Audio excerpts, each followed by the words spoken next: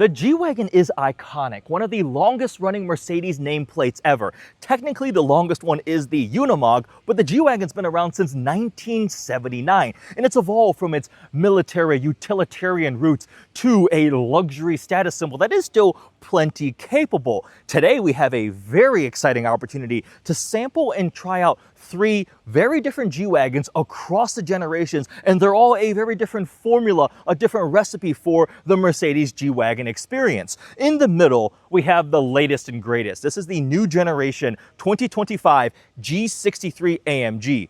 Over there is a previous generation G550 4x4 squared, and right here, one of the originals, the first generation W460. This is a 1987 250 GD. In terms of the powertrain, this one is a diesel, 2.5 liter inline 5 diesel. It made 84 horsepower and 114 pound-feet of torque, paired with a 5-speed manual transmission like this one's equipped, or there was a 4-speed automatic. 0 to 60 would happen in 27 seconds. This might be one of the slowest cars I will ever drive. On the right with the squared, as a non-AMG G550, it did have a 4-liter twin-turbo V8 that makes 416 horsepower and 450 pound-feet of torque, paired to a much newer automatic transmission. 0 to 60 in about the 6-second range, because it is significantly heavier, taller, bigger than a regular G-Wagon of the era. And here in the middle, I mean, the newest G63 is just an on-road rocket ship now. It's a 4-liter twin-turbo V8, but it's now a mild hybrid, 577 horsepower, 627 pound-feet of torque, 0 to 60 in about 4 seconds, and just such different personalities across the range. So today we are going to get up close with these, compare some of the similarities, some of the differences, and go for a drive and get to experience 3 different generations of G-Wagon and 3 just very, very different G-Wagons. This should be a lot of fun. Let's take a tour of these 3 before we go for a drive. We've got new, we've got old, and we've got gigantic. But let's start with the original, where the G-Wagon started, the first generation W460. Now, of course, this one is going to be the most simplistic and rugged looking, but what I love to see are the design elements, the cues that they've kept constant across the generations, the various aspects that make the family resemblance immediately obvious when you have them parked next to each other. It's these design cues that make the G-Wagon instantly recognizable, and I think helps its iconic status because they just look immediately familiar. Now, things like the overall shape, it's boxy, it's tall, the front grille, the circular headlights, the shape of the hood, the indicators, take a look here, and then across the generations, so many elements have been preserved. Of course, it has to evolve slightly through the generations, but immediately recognizable as a G-Wagon. Now, this first generation W460 came in a couple different body styles. There was this 2-door one, there's a convertible one, there's even a panel van, short wheelbase, long wheelbase, so a couple different iterations. What really surprised me actually was the amount of ground clearance this has. We've got some pretty beefy all-terrain tires and what looks like beadlock wheels, but quite a bit of ground clearance, and I think actually, yeah, it's taller than the G63, although the square towers over everything. Now, this one is the 2-door configuration. You'll see a badge here, 250 GD. The naming nomenclature was slightly different back then. Lots of different letters and numbers. There's the GE, but the GD is for the diesel, and different levels of power output for different engines. But here's something I love, the door. Ready for this? The sound and the experience and feel of that door latch has stayed constant. You'll see in a moment when I open and close the door on the other ones. A big window there, and then we still have the full-size spare back here. The rear, I mean, design is pretty similar, honestly. Like the taillight shape, obviously that's been updated, but so much family resemblance. It's really cool to see where the G-Wagon came from. We got the little ladder here going up to the top. We got the roof rack. So now let's skip over the G63. We'll come back. Let's go to the squared. The G550 4x4 squared is slightly ridiculous, only topped by the 6x6, which this came about from that, essentially just removing the last set of wheel and axle. But the reason why the squared is so massive, just like the 6x6, are the portal axles. So portal axles are a really cool piece of tech that give you even more ground clearance. This thing is wider, taller, bigger, more presence. It's just the gigantic, enormous G-Wagon. One of the first things you'll see is the carbon fiber fenders. They're so wide to accommodate those gigantic all-terrain tires, the widened track made of carbon fiber, probably really expensive, but they give this thing so much presence. I mean, it is just utterly enormous. Now, this one has quite a few aftermarket pieces on it just to customize it. We got different wheels, aftermarket wheels, some Brabus bits all over it. We got cages here protecting the grills, protecting the lighting there. But this thing has been taken off-road, properly actually driven off-road, which I respect. It has been used, but I mean, it's just utterly gigantic. Coming around to the side, you see the roof rack up there. This one also has a little ladder in the back. No full-size spare in the back, probably because it's already so gigantic, it barely fits anywhere. But this thing is so badass. And take a look at the door. Ready, ready, ready? That sounds, looks, and feels essentially the same. I mean, even the latch design looks like it is pretty much exactly the same. All right, now to the latest G63. This is a new generation 2025 model year, which has been refreshed. Even though it looks essentially visually identical to the outgoing model, there's some slight tweaks to the grille up front in the corner there. And this one has the dark chrome package. The front bar, the badging has been given this dark chrome treatment, which I really, really like. We're on the 22-inch monoblock AMG wheels. Love that look. And this paint color is called Twilight Blue Metallic. It's actually a no-cost option. It's gotten a lot of compliments and attention this week. But again, you see the elements, the square headlights. They have the more modern circular DRLs in there, but the Mercedes star right in the middle, the overall square shape, the hood, they have just maintained it. The indicators on the corner, even though it adheres to the latest crash standards, all the pedestrian safety, all those regulations, they have managed to preserve the look and feel. Very upright square windshield. Quick look at the interior, which has been decked out with the latest technology and luxury. We got quilted Napa seats with heating, cooling, massage. We've got the double display screens for Mercedes-Benz UX, the new steering wheel, Burmester sound system. It's, of course, extremely, extremely nice. Now, for a nice bit of contrast, let's check out this 87 G-Wagon, which I actually really like this interior. It's like a kind of like a plaid brown and tan interior. But, oh yeah, take a look. That door hinge has not changed. That's so cool. Now we've got, this is the shifter here, parking brake, your low range stuff, your differentials. Like, it's a lot of elements still stay, but obviously just a total different look. The bench seat out back, pretty cool. It's like a time capsule looking all the way back where the G-Wagon came from. And now let's go into the happy medium, which is the G550. Not quite as modern as this G63, but still obviously many newer creature comforts. This is not that old of a vehicle. There's an we added a side step here so it's easier to get in because this thing is really, really tall. So the slightly older Mercedes steering wheel, you actually have analog dials for your speedometer and tachometer.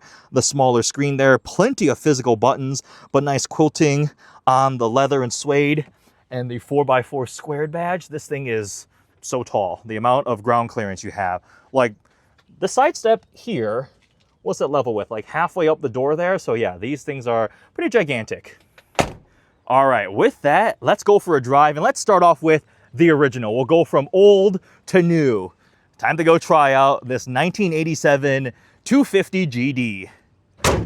All right, let's start off with the old one. Parking brake off, into first gear, and away we go. Oh boy.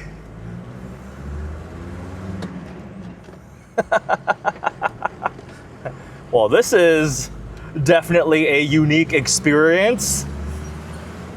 All right, on to Woodward Avenue, and let's floor it. That's full throttle.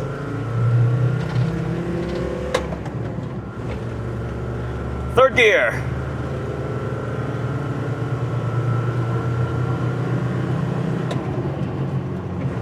Fourth gear. Gotta say, the visibility is fantastic. And it's kind of bizarre because looking out at the hood, out the windshield, you have the indicators there. It visually looks like I could be in the latest generation G-Wagon, but obviously the driving experience is completely different. We have power windows. Let me put the windows down so you can push that switch there. And then this one must have got lost at some point because the seat one is actually that, but it does work as a power window. There we go.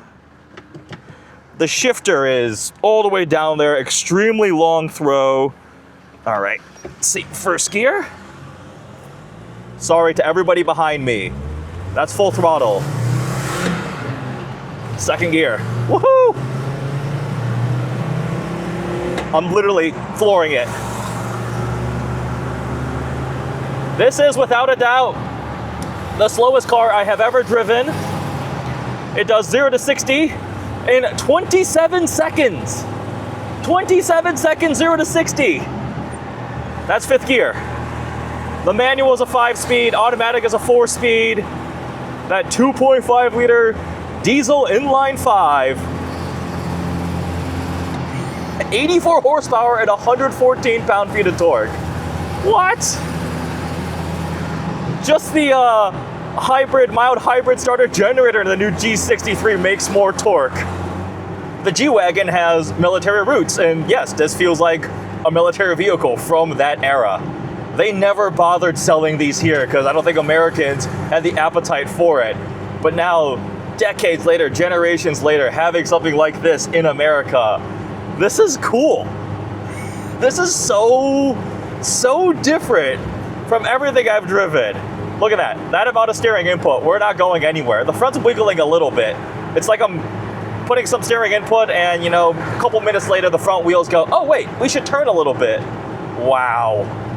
All right, let me try downshifting. It's making all sorts of noises. Things are vibrating. It's loud.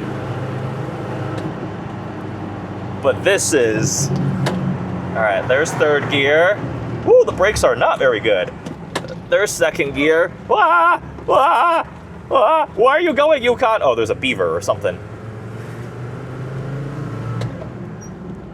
Where's third gear? There's third gear. There's third gear. Yep. All right. What a precision machine. Fourth gear. You know, it might be impossible to get a speeding ticket in this vehicle. So if you have an issue with, you know, going too fast in your really fast AMG G-Wagon, maybe go for one of these.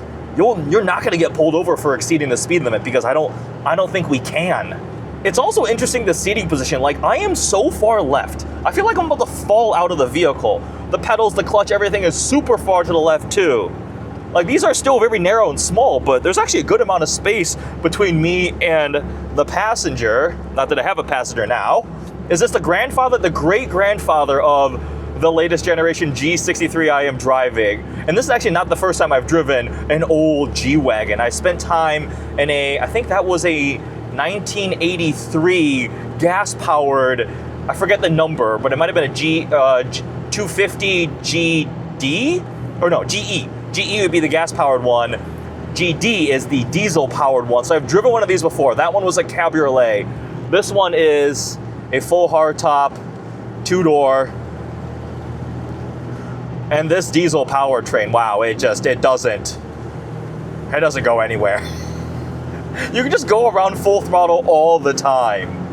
But this is absolutely an experience vehicle. I feel like I should be going through the jungle on a safari in this thing. Steering feel, nothing.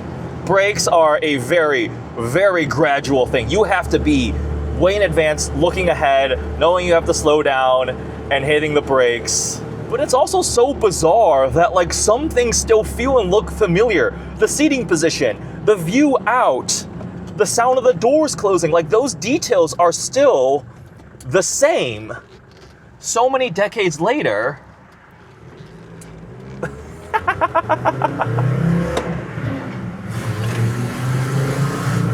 That's full throttle.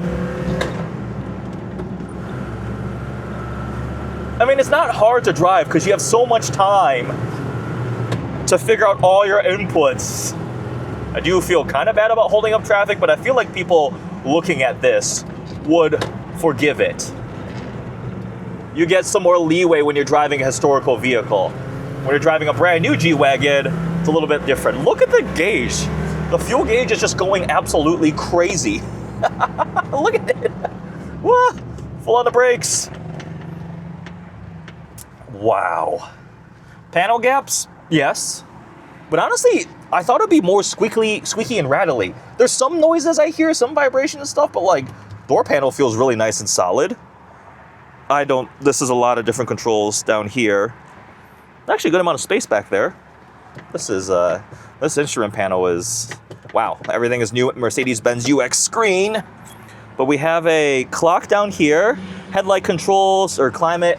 There's traffic coming up behind me. Sorry, everybody. I'm going as fast as I can.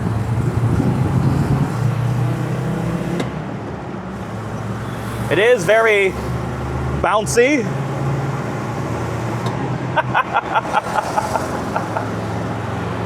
I am so tall though, like real high up. Tires definitely help, suspension, skinny tall. G-Wagon has maintained that, but my visibility, the vantage point is fantastic. I would not want to drive this on the freeway. Genuinely, that would be terrifying and probably a little bit dangerous. This is not something, modern day highways, it's not equipped for that. Like, just think about that, 84 horsepower. There are golf carts that probably make that power, slight exaggeration. And 0 to 60 in 27 seconds. Yes, this is officially the slowest car I have ever driven, but I don't care because you can't see, but I've had a gigantic grin on my face the entire time driving this thing. Yep. This is an old G-Wagon. Now let's go forward many years, couple generations, into the squared. All right, now we hop in the 4x4 squared. Older generation G-Class interior, but it is still a massive difference from that old one. All right, off we go. These things are so comically massive. There's the G63, we'll hop in that one next. I've just got G-Wagons scattered all over the place right now. Man, these things are so comfortable. So I spent a little bit of time with the squared, actually have taken it off-road, which was really, really fun. But the amount of attention this gets, well, because it's enormous, it looks like a monster truck, it makes regular G-Wagons feel like toys. Lifted trucks, Jeeps, I don't care what you're driving, this thing is bigger and more badass. This generation of G-Wagon ran for a very long time. There are lots of special versions of it, right? Of course, we have the G63, the G65 with the V12. There are Maybach versions, a lot of lay. There's this, the squared, the 6x6. Lots of different special versions of it. And the squared, I think, has become one of my favorites. It is so comfortable, and you don't worry about anything. We live in Michigan, and the roads approximate the surface of the moon. I love saying that because it's just pothole central. And when you have low profile tires with giant wheels, you're always worried about something happening. With this, who cares? I can conquer any terrain. And the seating position, the driving position, the visibility is hilarious, right? Everything, like I said, is a toy. That little Volkswagen might as well have been a Hot Wheels. But as you look out, right, the indicator lights, they're in little cages here on this one, but the hood, the shape, the visibility, the shape of the windshield, it's hilariously similar to the roots of the G-Wagon. It's just parts of the recipe, they have not changed. Now, what is gonna be different is the experience when you floor it.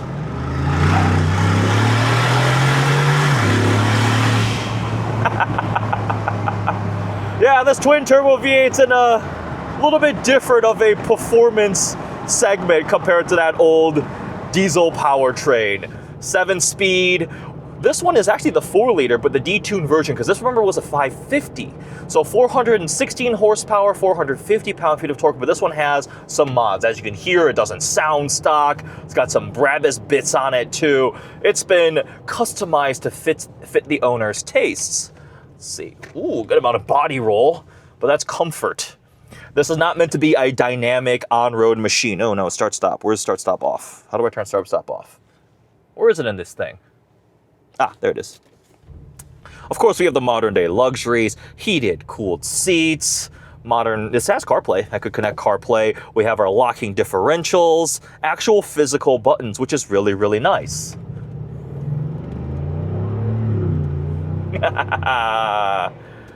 Yep, I feel like I need Jurassic Park theme music in the background when I'm driving this thing, but also at the same time in the old G-Wagon. Exploration vehicles at their heart. So the 4x4 squared, how does it drive? Honestly, so comfortable, so quiet. It is a more modern G-Wagon that's just been lifted on the portal axles. Portal axles are really cool pieces of technology because it allows the axle to spin on a higher plane than your wheels. Typically, that's your constraining factor. When you're off-roading, you want more ground clearance, that spinning metal shaft is going to be a limitation. But when they use portal axles, it's like a gear system that essentially lifts it so it can go at a right angle and then it goes above the hub. Your drive shaft can be drive shaft can also be higher up, gives you crazy ground clearance, and there's functionality. Humvees had that too, right? It's a piece of technology that is really applied in the off-road space, more extreme. It is more complex for sure, but there are benefits to it. With this case, I think Mercedes just wanted to give buyers something to stand out even more. Let's just say you live in a very nice suburb, like where we are, Birmingham, Michigan right now, right? G-Wagons are sort of a dime a dozen. They're just all over the place. If you want to really, really stand out, you need something bigger, badder, just the squared, right? This is what you get. I don't really see that many 4x4 squares around, and when you do, you get really excited because like, oh boy, that thing is so cool. Now, the newer version came out. They have a G63 for the latest generation, but I recall that having a lot of issues. I don't know if this one was also plagued with it, but I thought I had to do with the differentials out back or something. So it was a bit of a tumultuous start for the newer G63 4x4 squared. Let's go terrorize downtown Birmingham. And by terrorize, I mean just drive around and see if people react. But the new ones, the price also skyrocketed. They're like, I thought they were like $350,000. Really, really expensive. Not that any G-Wagon is remotely affordable, which makes this previous generation 4x4 squared almost a little bit of a bargain. I've seen these maybe around 150 depending on miles and mods, some really low mile ones with maybe lots of aftermarket bits on them. They can still be 200 plus, but like I definitely have seen some for sale with medium miles, call it 20, 30,000 miles for 150. Now, budget for things that you are probably going to want to repair. That's true of any high-end German car, especially a more specialized one like this. But it has quickly become my favorite G-Wagon iteration, because it's just so ridiculous, right? And the G-Wagon itself is already kind of predicated on being a bit more of a unique experience. If you want pure luxury and practicality, like a Range Rover Autobiography is going to be a bit more comfortable. Look at that right there, right? A little bit more spacious. The G-Wagon is more narrow. If you want something more reasonable too, a Defender is a good choice that can also go off-road, but the G-Wagon just has more character and charm, and when you go to the squared formula, you just multiply that by 10, and it's even more hysterical. That Hummer looked tiny. You see what I mean? This is so cool, and the difference from that old G-Wagon obviously is enormous, right? The driving dynamics this thing is 4 times quicker. 0 to 60 in 6-ish seconds, that was 27 seconds, so, you know, orders of magnitude faster. But it's funny when you get them next to each other and you see some of the things that are the same. The door handle, the sound of the door latching and closing is almost the same, right? Ooh, look at that thing, Maybach. You see, I'm in a very, very nice suburb. Yeah, everybody's looking. See, that guy was just like mouth open staring at the monster G-Wagon. You're not going to be subtle driving this thing. Oh, that rumble of the V8. Mercedes can never get rid of the V8, the G-Wagon. You just have to have it. And having taken this thing off-roading, it makes a lot of off-road tasks much easier in some ways because you have the ground clearance and the massive tires. But what makes it not as easy is the fenders. This thing is so wide, and they're carbon fiber. I don't know if you can see from here. They're carbon fiber fenders, which I don't even want to know how expensive they are.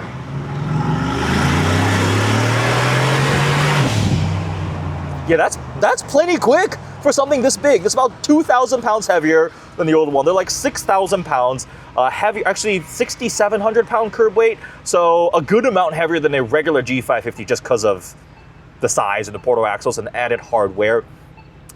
In terms of width,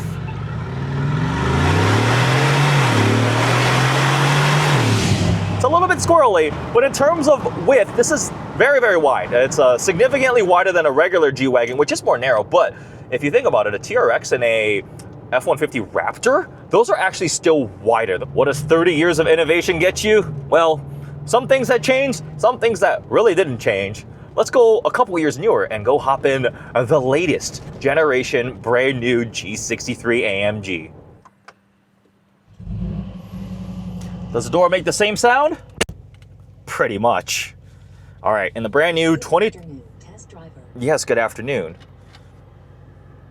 That's something the old G-Wagon did not have. No, cancel, go away. All right, away we go in the latest new generation G63 AMG. Still very upright seating position. That's something I'm immediately noticing getting out of the squared. Although I feel like I'm on the ground now after both of those. Wow, the vantage point is quite different. And when you're not driving the squared or the old 88 G-Wagon, the W460, this actually feels very tall, right? I was remarking earlier when spending a week with this thing, I feel like I have such a high seating position. It's very narrow and tall. But now after getting all of those two, I feel like I might as well be in a sports car on the ground. Of course, we have a ton of the latest gadgets, right? The MBUX double display screens. Like, I can vary my home display to so many of the cluster here. There's the sport look. I can go to super sport. There's so many different screens and different things you can do. I actually just prefer the way classic looks. And we have our rotating little dials here on the steering wheel and go into sport. Turn the exhaust on. I'm gonna put the dampers back into comfort.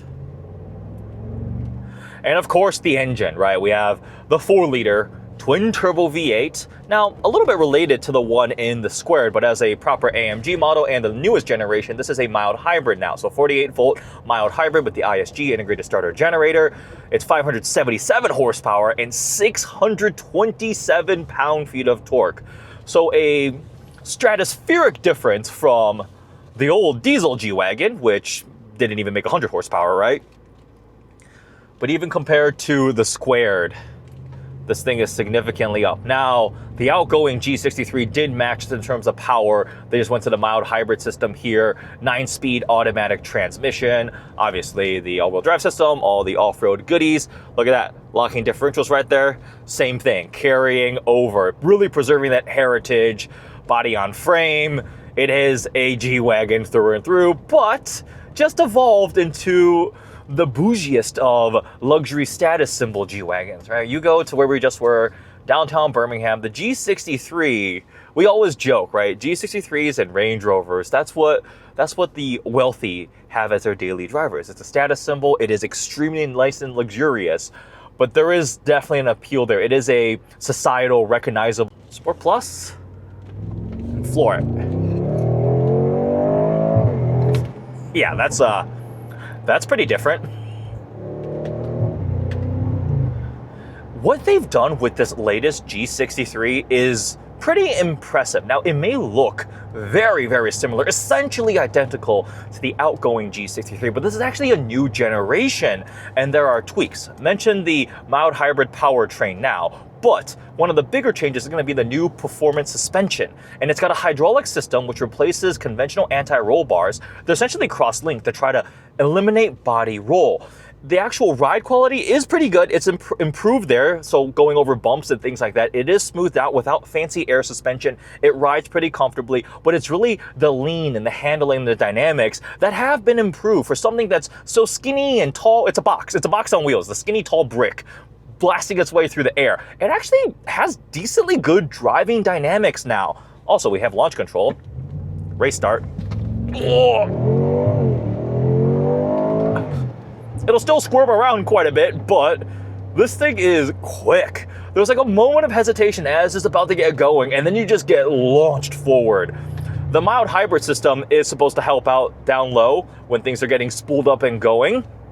And this thing is legitimately fast. 0 to 60 in the low 4-second range, which makes this thing 6 times, almost 7 times quicker than the old G-Wagon we were driving, 0 to 60 in 27 seconds versus 0 to 60 in 4 seconds. That's polar opposites, obviously. And of course, we have the latest creature comforts too, heated, cooled seats. Let me go ahead and turn on my massage seats, please. Yes, very much. We got massage seats for both passenger and driver. We've got the upgraded Burmester sound system.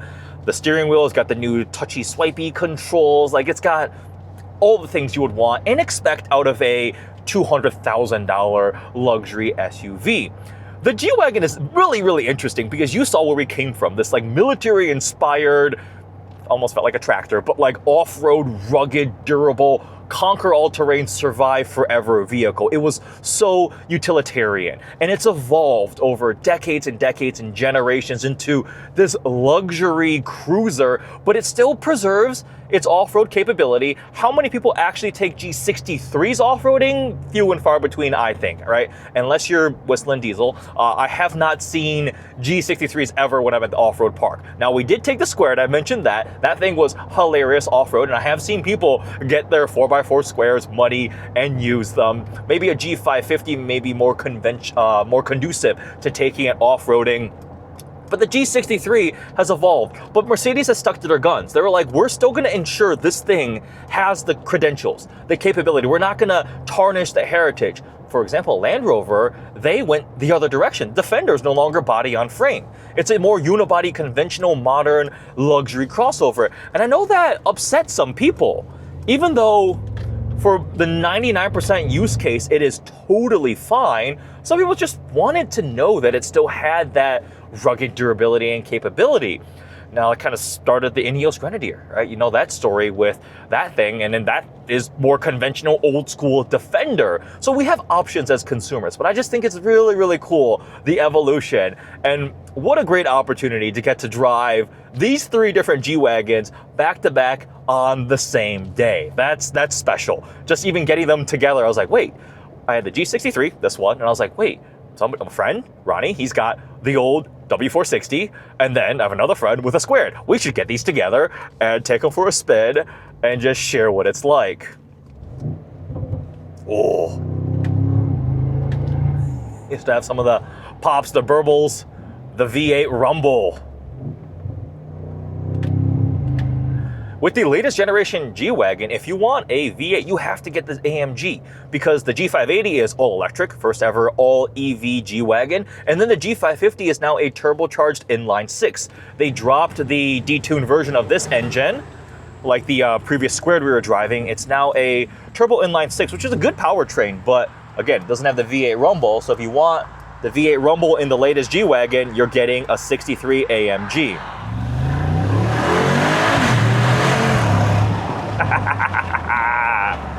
Side exhaust for the win. Think about what kind of cars have side exhaust. You have this, the Dodge Viper. Actually, my Boss 302 had side exhaust too. They're always cool, fun cars with side exhaust. An iconic part of the G63 AMG. Another really interesting thing to note about how the G-Wagon has evolved is I feel like this might be the only one in the lineup where the AMG outsells the non-AMG, because I feel like people getting this, they just want the full AMG treatment. It's already so expensive, and they just want the top of the line. They walk in, give me your G63. The wait list, the markup, the demand for modern day G-Wagon still continues to just, it's strong. It just keeps going. They hold value well. It's a really, really interesting kind of niche luxury vehicle. If you want something more conventional luxury, I mean, there's a Bentayga. You get a GLS. For this money, you're actually into a GLS Maybach, which is way more spacious, luxurious, floaty, everything. But it's not the G63 AMG. There's something that has allowed them to preserve the appeal, the charm, the desire, the status symbol.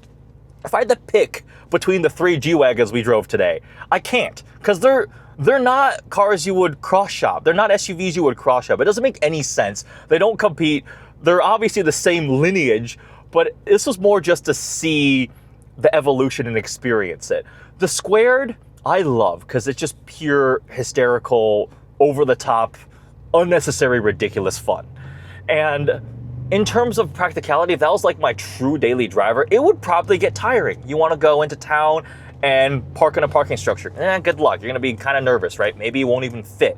It is absolutely enormous, expensive, like a lot of specialized parts on it. So the Squared is if you have so much money and you're bored and you want a cool toy and the Raptor isn't cutting it, you get a 4x4 Squared. The modern day G63, I have grown to love this thing. It is they've made some proper improvements. It may look very, very similar, but it has ridden and driven really well. I've taken many friends who have owned many previous generation G-Wagons, G63s, let them try this thing out, and they're like, wow, it is a lot nicer. It rides better, it handles better, as good as it can for something of these dimensions. But it's been impressive what they've done. And of course, it has all the latest creature comforts, luxuries. It is stupid quick. Now the old one, the W460, that is just an experience vehicle. It's not one that you have to think about rationally. By today's modern standards, it is almost dangerously, concerningly slow. Like, I was going full throttle everywhere and not keeping up with traffic. I would not recommend that. Getting on the freeway, that's just to go around town, go to a dinner or something like that. Maybe take it off-roading. Actually probably be a lot of fun to try off-roading, like slow obstacles, and just see what it's like. It's engaging in a different way, right? It's still a manual transmission. That doesn't exist in modern day G-Wagons. It has not existed for years at this point.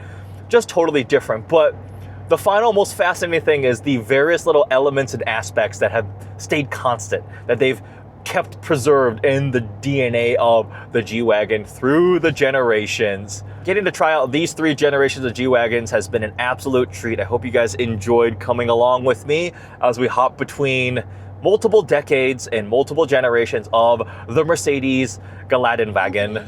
Oh, no, cancel. You have to be careful when you say the M word when you're in the newer one. See, that's not gonna happen in the old one. Cancel. Cancel. Hope you guys enjoyed this video, this quick comparison of the 3. Thanks for watching.